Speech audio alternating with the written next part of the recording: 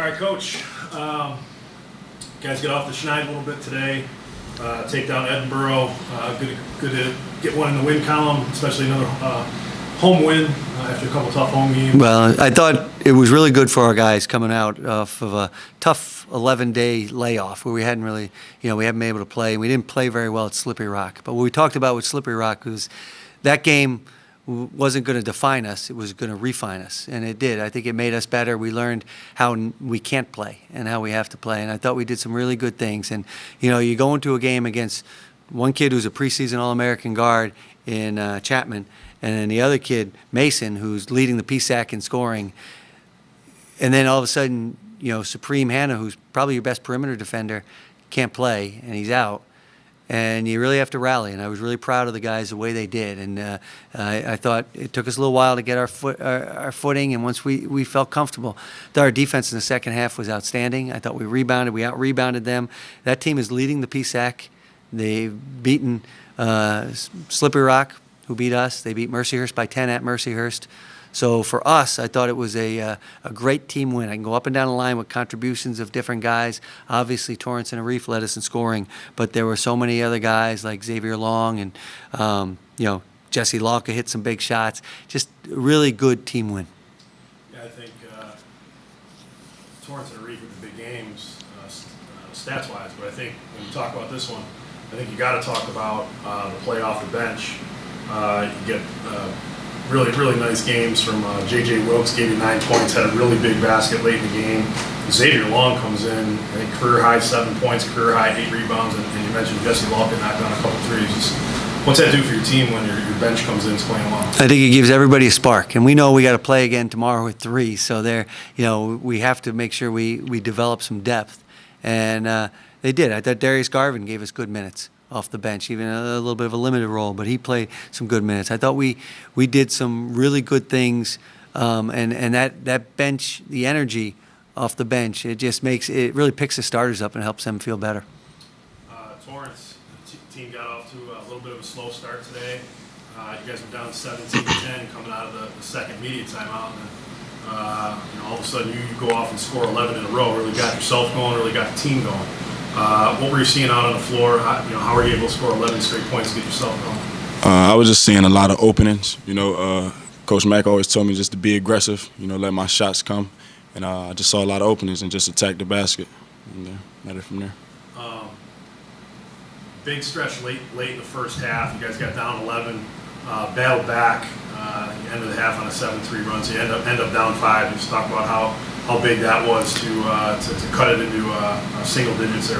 I thought that was big. Gave us a little bounce in our step going to the locker room. I thought the other thing that was big, and going back to the bench theme, I think we had JJ in, I think Darius Garvin, Jesse, and I don't know if X was in there or not, or Grandis, but there were bench guys were contributing at that time. And I think that, again, gives your starters a chance to get a breather, but it also allows you to kind of go in there on a high note, and that was pretty good, and it was important for us, and I think we carried the momentum off into the second half.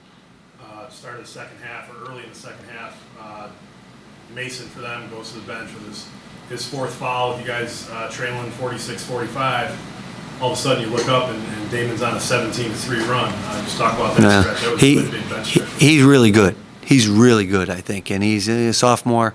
And he's very difficult to guard. And he had 3 at the half, and we talked about coming out of half that if he was guarding Nick Petroselli, we're going to put Nick in the post and see if we can get a foul on him, or at least get Nick a chance to score easy. And the first time we got it in, he didn't foul Nick, and Nick scored. The second time, Nick was posting up and he fouled him, and then that's his 4th foul, and there was about 17 minutes to go. So that helped the run, is to put him on the bench. That was I thought it was really good execution on the offensive end, helped us put him on the bench. That whole run got started, Torrence, with you. Big drive down the lane. You get the hoop and harm with a dunk and a foul. I think you're a guy, Torrence, that feeds off of momentum, and the team really feeds off the momentum that your big plays create. Can you just talk about what you saw in that particular play and how you feel about those momentum plays? We ran a perfect play. Weave, once again I saw opening. Jab left, went right, and just Dion actually told me next time he wanted me to do a 2-hand dunk. So after that play, I did the 2-hand and just got it from there. It's a good call by the coach. Huh? Yeah, definitely. Yeah. Coach, you alluded to Supreme Hannah being out today, missed the game. Just talk about how does his absence, what does that do to the dynamic of your team? Well, he's. I've said this before. I've told the team this. He's kind of the heartbeat of the team. He might not be our best player, but he could be at times our most important player. He's the guy who gets us organized, gets it into what we're supposed to do. It was evident to me, Mike, when we had warm-ups today, and during warm-ups, we were awful. I said it's the worst. In all my years of being a head coach, it's the worst I've ever seen a team execute in warm-ups. We were just kind of all over the place, and I think some of that was because Soup wasn't there. But to our guys' credit, I thought the second half was the best we've executed all year. So we kind of got settled in and realized, all right, Soup's not here. Other guys got to help with the leadership, and I thought our execution was really good down the stretch, and I thought we're gonna have to continue that until he gets back. So he's a leader. He's a very important part of our team, and he's gonna have to be that now in a coat and tie.